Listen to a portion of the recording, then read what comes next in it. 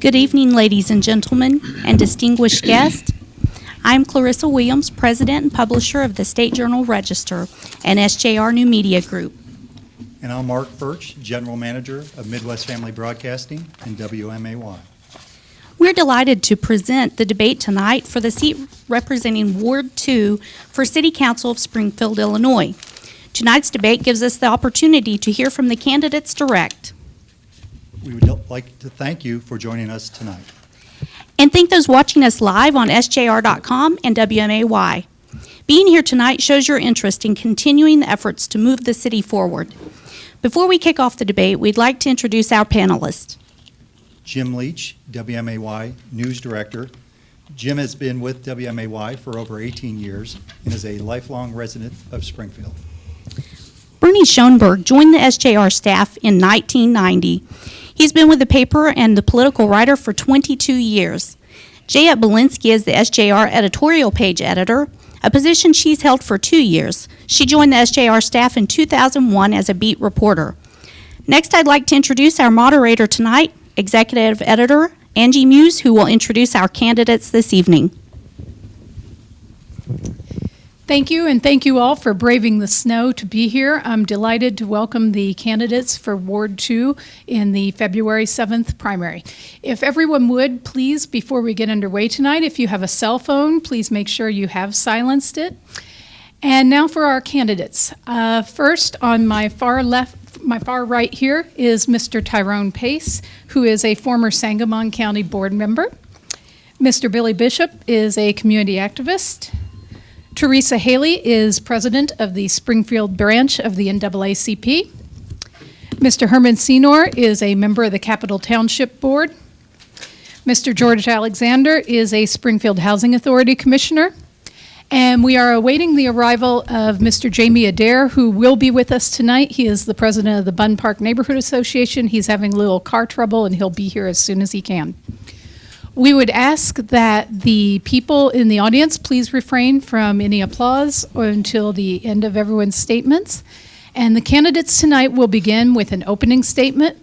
From that, we will move into questioning from the panel. And then at the end of the evening, they will have the opportunity to do a closing remarks. So with that, I will turn it over to Mr. Pace for his opening statement.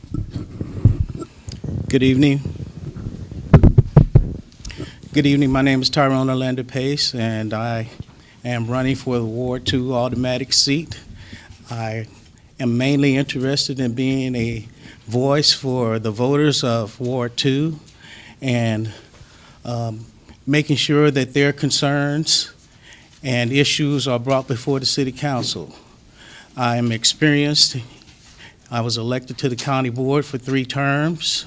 In 2000, 2002, and 2006, and I served with honor and distinction. I also have 31 and a half years in government. I worked for the Department of Transportation as a senior budget analyst and Secretary of State's office as a chief procurement officer and the chief fiscal officer for the Department of Agriculture. Yes, my name is William Bishop III. My friends call me Billy. I moved to Springfield in 1972. My father retired from the military. I'm a graduate of Springfield Public Schools. I'm a graduate at the University of Illinois Springfield with a degree in political science. I've been a community grassroots organizer for over 30 years in my community. I've helped organize organizations like Arts with Education, Movement Against Delinquency, 1 in a Million Incorporated, local festivals like Juneteenth Celebration, Rib Rhythm and Blues Festival we helped found, and I love my community, and I believe that it's time we all step forward to make our community a better place, and that's the reason I'm running for this office. Good evening. My name is Teresa Haley. I am a lifetime resident of Springfield, Illinois. I take pride in the East Side. I grew up in the Springfield housing projects, John Hay homes. People used to say that we were so bad we no longer exist, but we do exist because we care about our community. And good people have come out of the community and come out of the housing authority, such as Wes Barr, who is now our sheriff. My name is Teresa Haley, and I would appreciate your vote. I have been an activist in this community for over 40 years. I volunteer in various organizations, not only the NAACP, but the Red Cross, my sorority, my church, and my community. My purpose in life is to serve God, my family, and my community. And I want to be a voice for the people in Springfield that don't have a voice. I've been that voice, and I want to continue that at City Hall. Thank you. Good evening. My name is Herman Senor. I'm a lifelong resident of Springfield. I'm also an honorary discharged member of the United States Navy. I attended Springfield Public Schools. I'm married to a young lady I've been married to for 31 years. We have 3 children, all educated in the Springfield Public Schools. And I have served on various boards and commissions in Springfield, presently a Capital Township trustee, where we have various programs for people that need assistance, for people that need jobs. Also, I am interested in becoming the alderman for Ward 2 because I think there is a need for Ward 2, considering it is a new Ward 2. It not only garners the east side of Springfield, but it impacts downtown Springfield. So it's not your father's Ward 2. So we are going into new territories, and I think I am the person to lead Springfield Ward 2 in that new territory.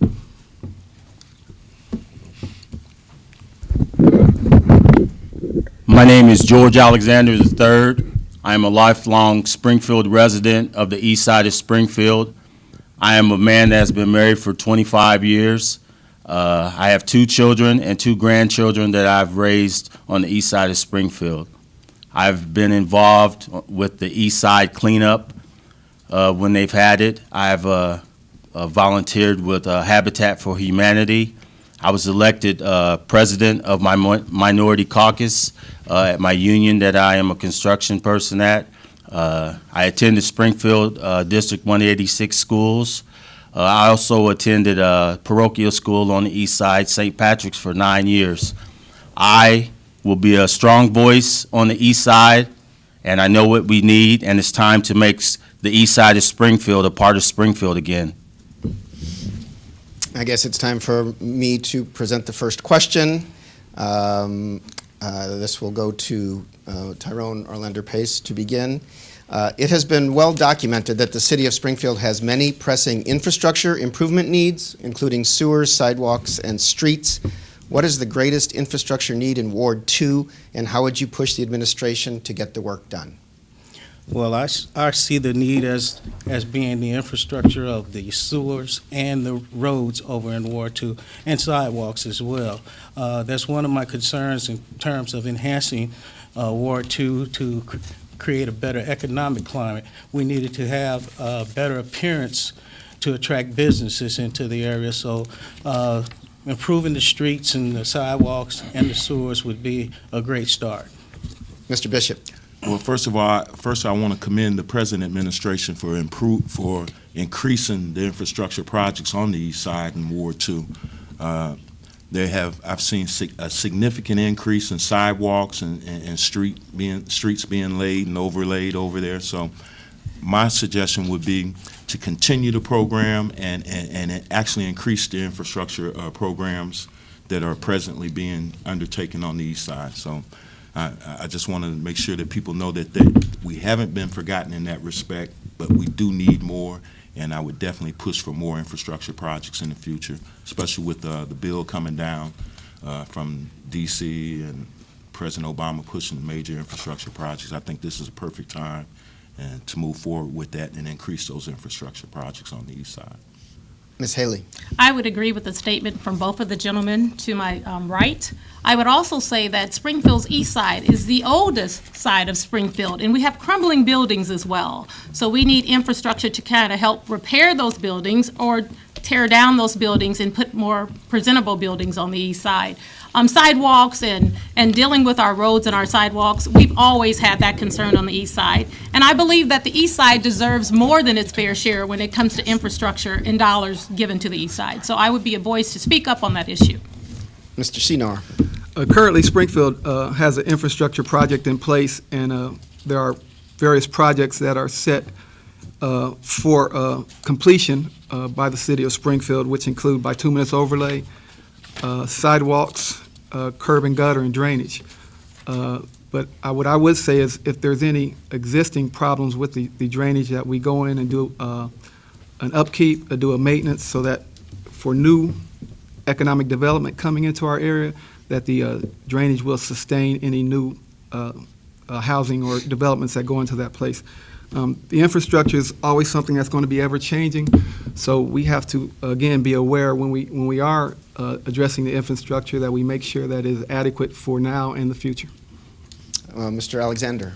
I would be very adamant on the infrastructure program due to the fact I feel that the east side of Springfield is in a great need for that.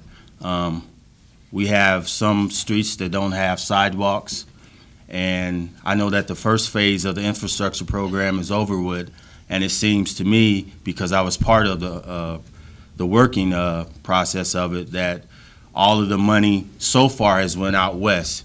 I worked out west on it.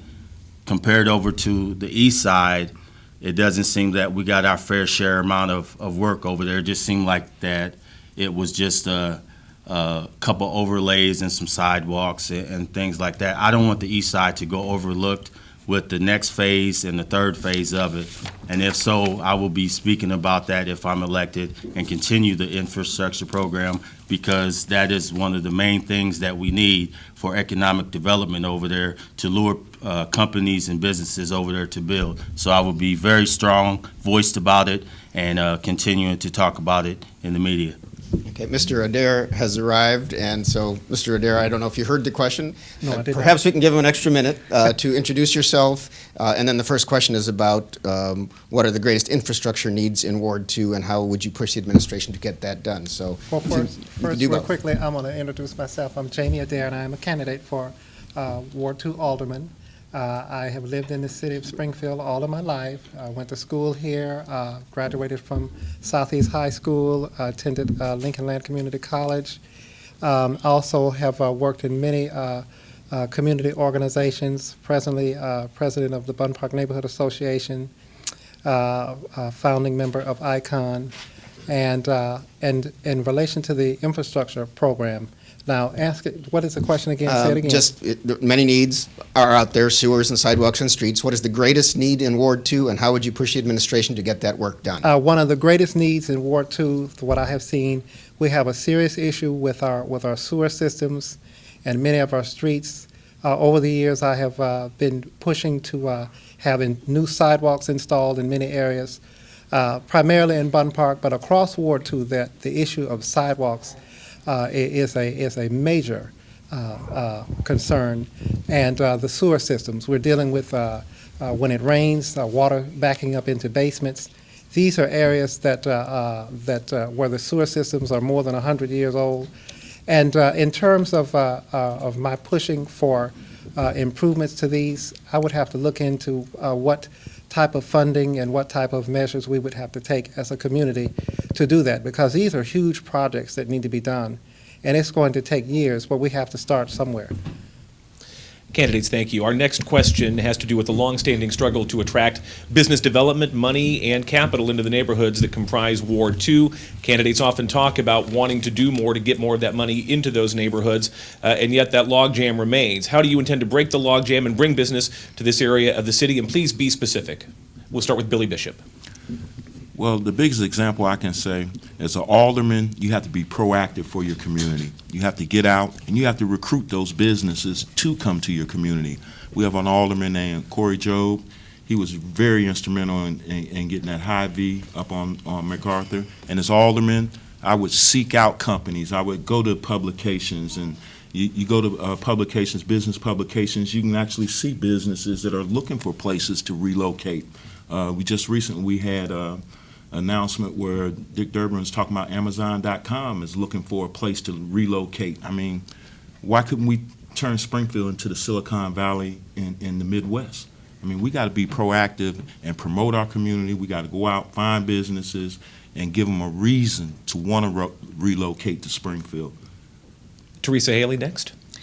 Infrastructure, in terms of the TIF funds, what I would simply do is push for TIF funds for the east side, because once you're given TIF funds, you're giving tax breaks to businesses who come on the east side. So finding ways to make the east side more attractive. We have a great community over there, for example, that have cell phone services, but we don't have a Verizon or some of the other services on the east side. So fight to have that type of business come to the east side, which would serve the entire east side and people who commute into Springfield.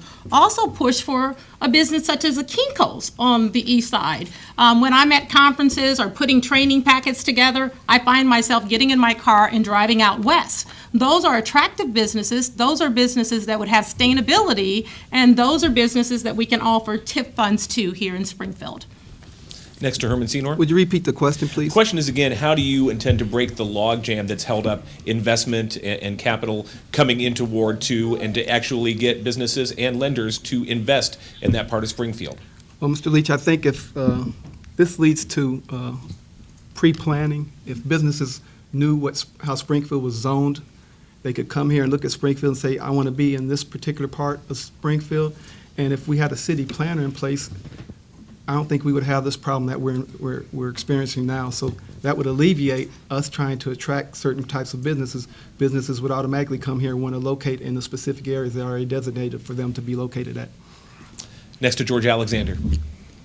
Would you repeat the question again, please? Again, the question has to do with the fact that it's been difficult to get money and investment into the areas of Ward 2. How would you go about getting people to actually do that, to take that risk to invest in those neighborhoods? I stay with the fact that before we can try to go out and solicit or lure businesses over to Ward 2, I think there's other problems that we need to take care of first, as far as crime and infrastructure. Because like I said, no one wants to come and build a new business or maintain a business where our crime rate is high and our infrastructure is terrible and the location just looks deplorable in some areas. So first, I would be adamant on making sure those things are dealt with before trying to lure anyone over there. But I agree with Ms. Haley that TIF funds could be used, because if you looked at the research of TIF funds was created in the state of California, and it was money that was to be used in impoverished areas, and I think it would help us out once we deal with other problems that we have. The question now goes to Jamie Adair. There should be a serious, comprehensive plan in place by our community to rebuild the east side, that area of the east side of Springfield, which includes Ward 2. If we rebuild our neighborhoods and beautify our community, this will make businesses want to arrive here, to bring their business into our community. What has to happen first, if I want to move to a place, I am going to move there if it's attractive, if I see the people of this community investing in that area. I am not going to invest in a community before the people who live there invest in the community. So that's what we need to do first before we begin asking someone else to do it. If they see us building and rebuilding what is going on in our community, they're going to come here and do it as well. So TIF funds are good, and it is a good start, but it is something that we must do as a community and build from that, and then ask people, others, to come in and invest in our community. And finally to Tyrone Pace. We're not going to be able to attract new businesses until we get the infrastructure improved, the atmosphere, the business climate improved by building better streets and sidewalks and curbs and roads in Ward 2. Then we need to have the crime situation addressed. And the only way we can do that is get more jobs for people that are committing these crimes and or lack opportunities to improve their lives. In order to get businesses there. I agree that we do need to have TIF funds and plan for business districts.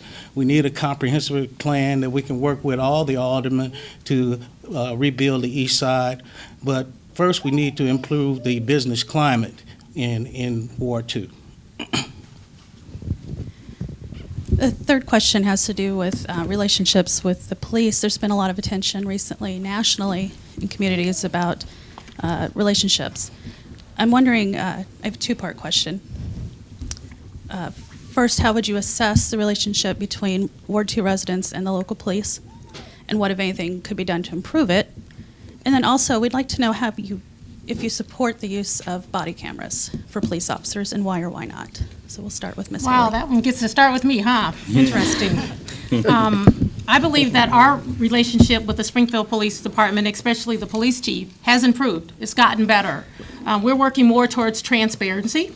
We want our officers to walk the beats. We want them to be a part of the Springfield community and not just police the Springfield community. We don't want people to be afraid of people who live on the east side.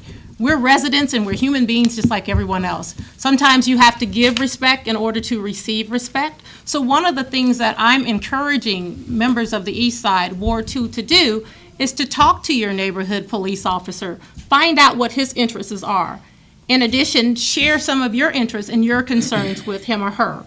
The other thing, body cameras. It's definitely needed. What we saw happening in Ferguson in New York showed that there was a problem, even though they were video recorded. But if you have to start somewhere, and that can help us to work towards changing the laws, building a better relationship with our police department and with our unions.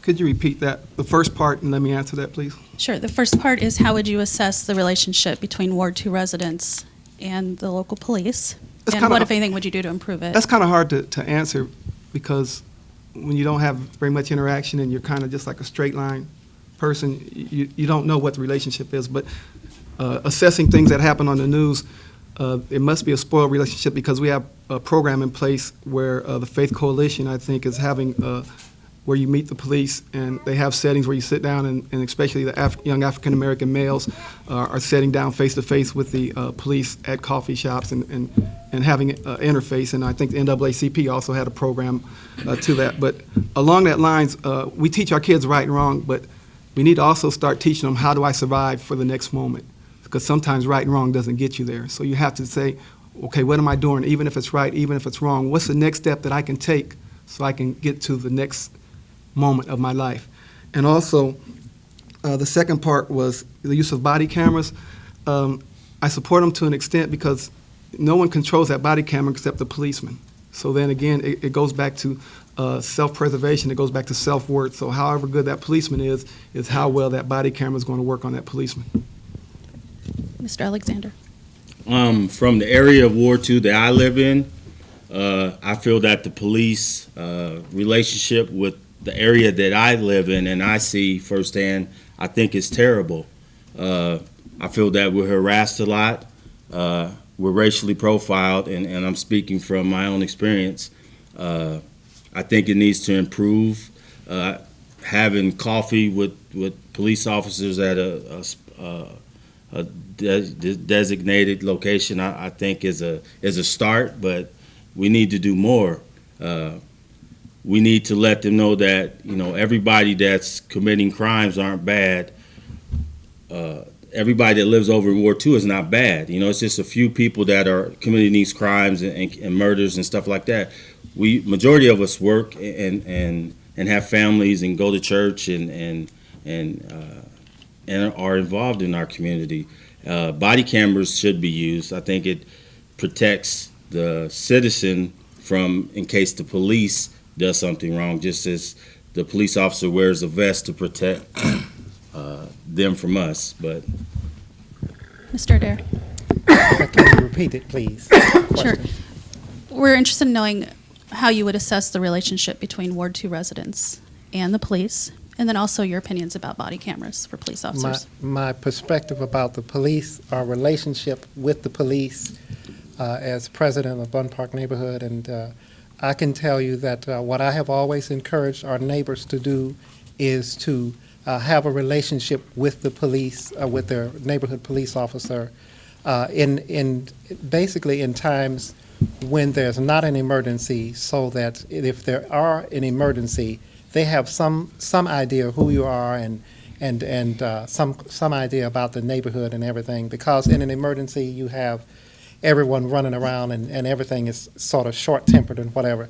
And I talk a lot about those things because I want to see our neighborhood and our community have a better relationship with the police. In terms of our having body cameras, that is a sign of more transparency. It allows the community to see a little bit more about what the police are doing and their interactions with the community. And if there's an incident, then the community can assess what has happened. And Mr. Pace? Well, I don't want to assess or generalize an assessment about the police in our ward, because we have different police serving different areas. We have people on the force that are actually not from Springfield, and we have good cops and we have bad cops. And I don't know I don't know about every incident that the police have had to interact with the public, but I would say that I have experienced some racial profiling. I've also experienced some very courteous and helpful police in my stay in Ward 2.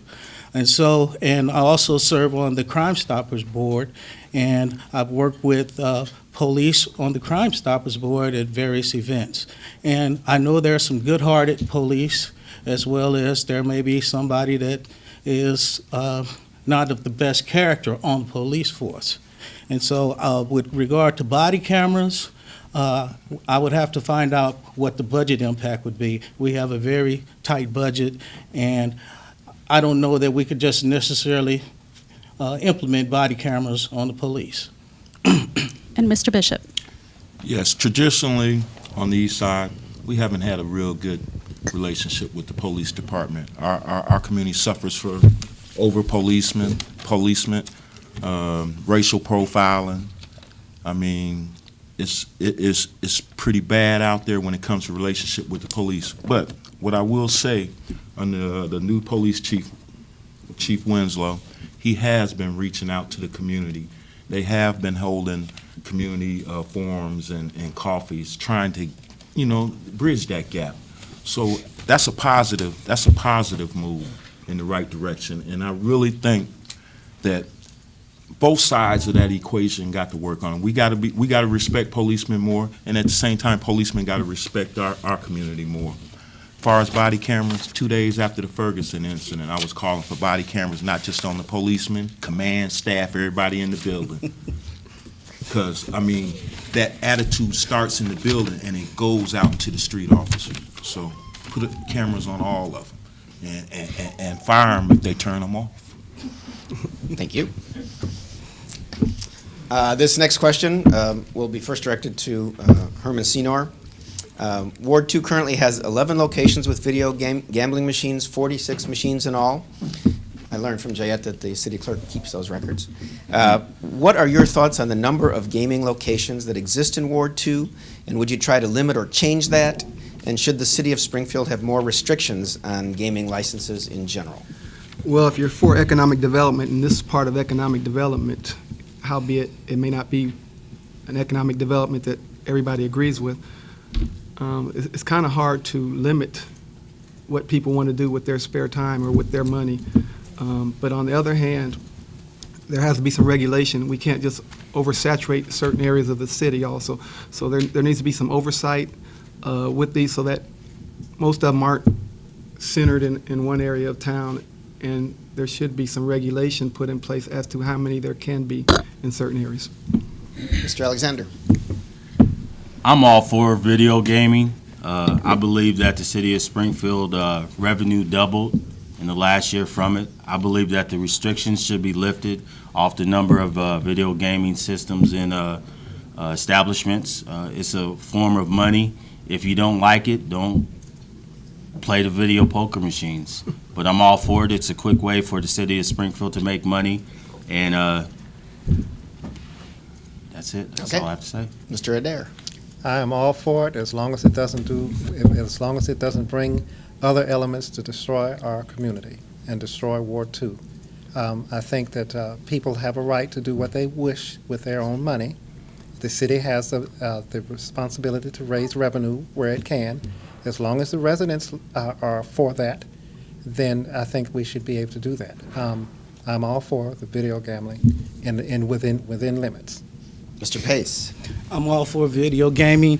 As Mr. Alexander said, I think I read an article where the city made $24 million off of video gaming. And I don't believe we should restrict entrepreneurs from having the opportunity to put those machines in place where they determine that's where they want to put them. So I'm all for it, and I would only restrict them if there was some problem that need to be addressed. Mr. Bishop. I'm all for video gaming, and I'll take it one step farther. I think we need to be trying to get one of these land-based casinos licenses that's always on the table. We're always left out. Everybody else getting casinos and everything, man. I mean, they're gambling anyway. Why just limit it to 5 machines? Open up a casino. And the way I understand it, Crown Plaza's already wired for it. We got the fiber optic networks coming from the city. I mean, come on, man. Open up the town. It's a tourist town. People come here to have fun. They don't want to be in their room at 1 o'clock. Amen. I mean, that's where I stand with it. Is that morning or afternoon? Teresa. Man, it don't make open it up all night, as far as I'm concerned. Oh, nice. Well, Haley. I'm for it. I don't gamble. As a matter of fact, I've never even bought a lottery ticket. But nevertheless, if people enjoy it and they consider it a hobby or a sport and it's not messing with their economic development in terms of their communities and they're able to maintain their homes, then let people enjoy themselves. However, I do think it needs to be spread more throughout the Springfield community. And if it's going to be more saturated on the east side, then I think the amount of money that comes in, a greater percentage should go for development and infrastructure on the east side. Right. Our next question has to do with the 10th Street Railroad Relocation Project. The City of Springfield, of course, signed the Community Benefits Agreement that's intended to ensure equal distribution of the jobs that go along with that project. How good a job is the city doing in living up to that agreement? What improvements would you like to see, and how would you work as an alderman to make that happen? That question goes first to George Alexander. To be honest with you, I really don't care which corridor that it goes to. My thing is to make sure that we have minority workers on those jobs. You know, I know we've had meetings to talk about it. We've had state reps talk about it. Community activists talked about it. Church organizations talked about it. I see it firsthand. There's not many minorities working on those projects right now for the rail consolidation. We need to start educating people about not believing everything that they see in media. Union Pacific is a union company. The workers that you see on these projects are union people. We have to educate and get people prepared so that they can get into these unions, so that they can be part of these jobs, and we can have more minority involvement. Because until we do that, you're still going to see the same ratio of non-minority people. Next to Jamie Adair. Can you say the question? The question again on the 10th Street project, how good a job is the city doing in ensuring equal opportunity for minorities to get those jobs? What improvements need to be made, and what would you do as alderman to make that happen? Okay, well, what I have seen, I know that they're working, the work is in progress, ongoing, to get more minorities and all people working on the project.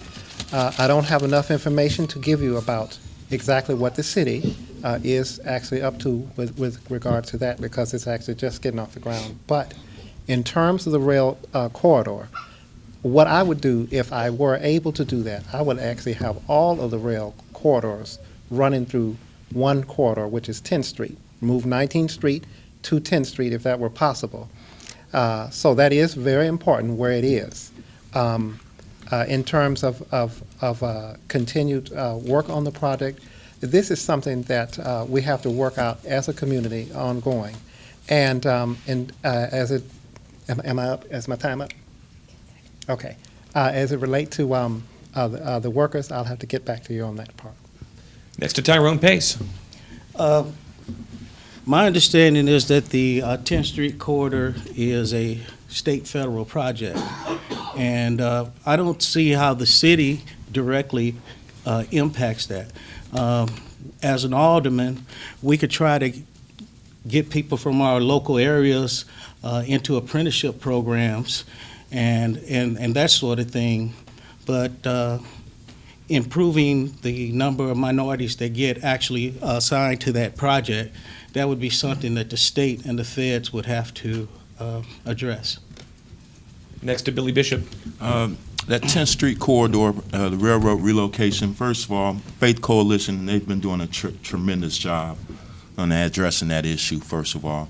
And the big problem I think they're running into is finding the actual workers that are qualified, that want to work in that type of area. But at the same time, we got to stay proactive and keep it on the front burner and let people know that there's a problem with that. And just address the problem, set benchmarks, goals, and make sure those benchmarks and goals are met as far as minority hires and so forth. And it's a two-way street. We got to find the people that want to work, and then the company's got to hire those people that do want to work for them. So, I mean, it's something that's taken a long time to fester, and we won't be able to fix it overnight. But talking about it and having organizations like Faith Coalition addressing it, I think we'll be just fine. Same question to Teresa Haley. Well, as you know, I was against the 10th Street corridor. I saw it as a way to discriminate and further segregate the east side, especially Ward 2, from the rest of the community. When you're talking 40 to 60 freight trains coming through there, why would I want to invest in that area? When you look at the labor union and you're talking about Union Pacific, being a union person myself, I realize that you have to have a specialty to lay those tracks, and they're not going to hire anyone from around here. But what we have to do is to educate and empower our communities and teach them that, first of all, can you pass a drug test? And can you do a math test? And then do you have the skills for interviewing? And if you don't, as a ward alderman, I would be willing to work with a group of people to find people to educate, to empower, and to prepare the individuals to get those jobs. In terms of the contractors that we have coming in, wow, we were blessed. We got a minority contractor to get the sidewalk contract for Carpenter Street. Surely we can do more than just repair sidewalks. So I would work and be that voice to bring in other qualified minorities to get some other contracts, such as the problem that we're having with sewage. You think about South Grand, you look at Cook Street, Underway. Your time is up. Thank you. Herman Senor. Could you repeat the question, please? Question is again about the 10th Street project and the distribution of jobs to go along with that. Is enough being done to make sure that minorities are getting full opportunity for those jobs? What more should be done, and what would you do as alderman to make that happen? Well, I think like was stated earlier, the Faith Coalition is doing their due diligence on ensuring that the proper number of minorities are working. But I think instead of being reactive, we ought to be proactive in these situations. When we put the jobs out for bid, we shouldn't hire a contractor that hasn't already met the standards that we put in place. We always want to go and recreate something that we know we can't get to. I mean, how many times have we actually achieved the numbers that we've set out for minorities on a project? So, but I applaud the Faith Coalition for their work. And again, you have to find qualified people that can do the job. So it's kind of hard, and we're kind of putting ourselves between a rock and a hard place to achieve some of these things that we're putting out before us. What was the second part, please? Just again, how would you use your power as alderman if elected to make those changes happen? Actually, as an alderman, I wouldn't have any power, but I would implore the mayor, if the goals aren't met, to go out and stop the project. I know we don't own the land; the land's owned by controlled by the ICC, and we don't have any authority. But the mayor can take steps to ensure that the contractors that are working meet the proper number and have the proper number of minorities working on those projects. Mr. Adair, this question will begin with you. What would you do as an alderman to help ensure the city's workforce better reflects the city's diverse population? Say it again. What would you do as an alderman to help ensure the city of Springfield's workforce better reflects the city's diverse population? As alderman, I would work with the council to and work as in the community to make sure that we have the workforce that does reflect the population.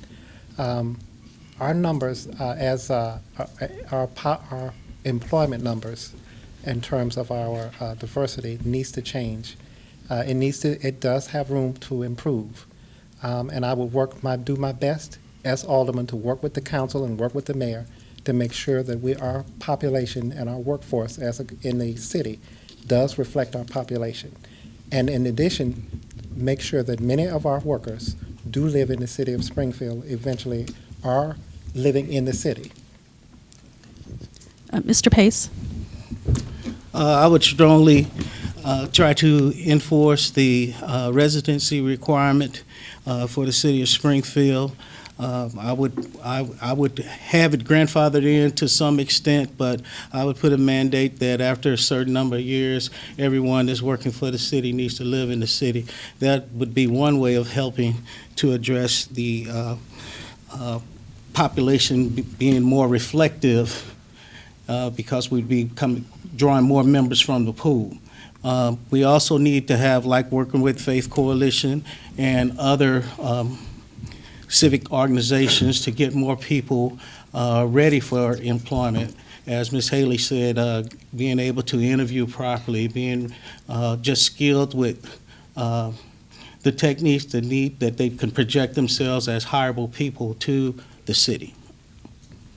Mr. Bishop? First thing, residency rule. You want to work for the city of Springfield, you got to be a resident of Springfield.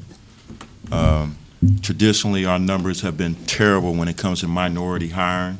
When they do hire, traditionally they hire you all over in the street department. I think we need to spread our workforce out. I mean, some of us need to be in management level positions, just like in that city truck. We need to put in a comprehensive affirmative action program with benchmarks and goals, okay? Quit talking about, we've been talking about this same problem for 25 years. Karen and Sarah made a statement years ago that our city is inherently racist with this hiring. And nothing's been done. And something's going to have to be done. Somebody's going to show up with a lawsuit. As an alderman, I will find candidates for these jobs, and don't insult me saying that there's not locals ready to take these jobs. There's locals ready to take these jobs. They just need to start hiring them. That's what needs to happen. Teresa Haley? Well, I definitely agree with the residency requirement. I think it's important, but the people who currently have those jobs, I would love for them to be grandfathered in. I wouldn't expect them in 5 or 10 years to sell their homes and move in Springfield. But as they retire, replace them with people who currently live within the district. If you're serving the district, you need to live in the community in which you're serving. I think that's very, very important. In terms of diversity, the city claims that it has a diversity committee, but it's internal. I would ask that people external as well as internal sit on that committee and really deal with the issues of hiring. Come together with a comprehensive diversity list of people who are qualified. People contact organizations that I'm associated with all the time and says, can we send you our resume? We are definitely qualified. Mayor after mayor has said that they can't find qualified minorities. Everyone at this table here are qualified to do the job. We just need a chance. I would also encourage our community to show up at city council meetings. I know that the other aldermen have done it, but if we show up in forces, things happen. We deserve those jobs. When you look at the contractors on the east side, you don't see people who look like us working. Mr. Senor? Would you repeat again, please? What would you do as an alderman to help ensure the city of Springfield's workforce better reflects the population of the community? As in the past, it's been brought up, but I currently have an initiative where we're trying to get to our young, underserved students in the middle schools and start them out and find out. There's a big question of why our biggest and brightest don't come back to Springfield. There must be a problem there. Because I have 2 college graduates, one that doesn't work in Springfield and one that's going to become a lawyer shortly, and she doesn't want to come back to Springfield. So we have to find out why they don't want to come back to Springfield. Is it because the jobs are there and they're not getting them? So there's a disconnect somewhere between the two.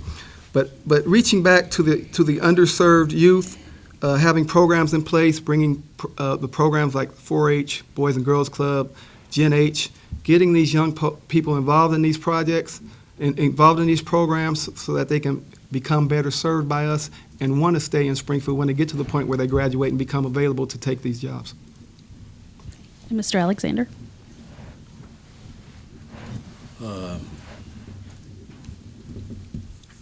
I believe that education helps you prepare for life. we have to start taking an interest into our youth, and we have to be realistic that not everyone is going to go to college and get their degree. So we have to come up with another plan. We have to reach out to the younger youth and prepare them for these city jobs, because they're good paying jobs with retirement and insurance and things like that. Right now, there's not too many minorities in city. If you look at the percentages before the lawsuit was filed for the automatic form of government we have now, was approximately 9.9%. If you look at the percentages today, almost 30 years later, it's right around the same thing. So we haven't progressed at all. And I'm pretty sure that this question is asked and answered during every mayoral or alderman candidates. We need to change that by education. Okay, well, we have just about run up against the clock. It's been a good discussion so far, but want to give each of you now 90 seconds for closing statements and to kind of say whatever you want. Going to start with Tyrone Pace. Well, I thank you for this opportunity to present ourselves here today. I appreciate all the other candidates being here today to voice their opinions and concerns. I would just like to express that I am committed to being a servant to the people, and I am going to do my best to do what's in the best interest of the voters of Ward 2. Billy Bishop. First of all, I want to thank each and every one of you for stepping forward and making it your responsibility to make your community a better place. I want to say to everyone that we're at a crucial time in our community. I mean, we have to get things done. We have to be proactive. We got to start working together. I mean, if you look at it, if one part of your body, and I say one part of the community got a cancer in it, it can spread to the whole body. So right now, we need to work together, West Siders, East Siders, North Siders, and address some of these problems that we've been talking about the last 20, 25 years to make Springfield a better place. Make Springfield a place where when our kids graduate from school, they want to come back home and be part of this community, make this community a better place. And as alderman, if I'm elected, that's what I'll live to do, make Springfield a better place for all, because I love this community and I believe in this community. Teresa Haley. Thank you for the opportunity to serve, and thanks to the other candidates for being here tonight. This was a very good experience for me. I believe in Springfield. I care about Springfield. The reason why I'm running is I believe that I am that change maker. I have always had a big mouth, and I continue to speak up, and I will always speak up and address the issues that especially impact the community in which I live and I serve. Infrastructure, education, and everything that we discussed here tonight is so important, but it's time to put the foot to the fire. Herman Senor. Again, I echo everything that's been said here. I'd also like to continue on a question that was earlier. I do have an initiative in place for serving underserved youth. We're looking at hitting the middle school children, 6th, 7th, 8th grade, bringing them to a center, giving them the 3 E's: education, enrichment, and healthy eating. That's why what I mentioned earlier with Gen H, 4-H, UIS Extension, and there's a couple of senators and representatives that are involved also. So if we can start and get our youth at an earlier age and increase their abilities to become better people and serve their community, maybe some of them, when they do go up and get college educations, they'll want to come back. And I'm running for alderman because I'm a lifelong resident of Springfield, and I think I can serve Springfield and serve it to its good capacity by bringing the new Ward 2, which includes part of downtown and areas south of South Grand and north of Cook Street, into one big melting pot and make it a great place to live. Thank you. George Alexander. First, I would like to thank you for inviting me to this forum. I've got a chance to meet all the candidates now, and I'm honestly elated to be part of Ward 2 because I'm young enough, but yet I'm old enough to remember the good times and the heyday of what Ward 2 used to be with the black entrepreneurs that we had, with the sense of family and unity over there on the east side. I've been there all my life. I don't like what I see, and if elected Alderman of Ward 2, I will put my foot forward and carry us to how it used to be, and advance and progress will be what I'm about. Thanks again for inviting me, and good luck to all you candidates. And Jamie Adair. Thank you again. I want to say thank you for allowing me to be a part of this forum tonight. I am motivated to run for the office of Alderman in Ward 2 because I will tell you, I love the city of Springfield. I've been here all of my life. I've seen different things happen in our city, and I want to see our city march toward the future and plan for the future.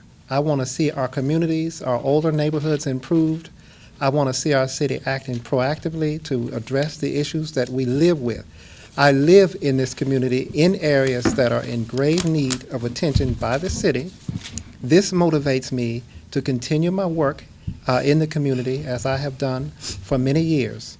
We have worked tirelessly cleaning up trash across our neighborhood, physically working and cleaning up alleys, asking the city to continue to tear down buildings across our community that are in need to be cleared away. We've had areas of our community that have had buildings standing for more than 10 years. And when you see these things happening and you see the things not being addressed so fast as we want, that says, look, get started and get that motivates me to continue this work. As president of the neighborhood association, I have worked with our neighbors to clean up our area and make it a better place for us all to live. And I want to do this as alderman as well across Ward 2. I believe that we need to clean up our city and make it a safe place for our community, for our residents. We want to thank you for coming tonight, and we want to thank the candidates for coming, and thank you for your dedication and leadership. Join us again for our mayoral debate on Monday night. We'll kick off at 5:30, and then the debate will actually start at 6:15. In our community unity room and right here at the SJR. And don't forget the primary, and go vote. Amen.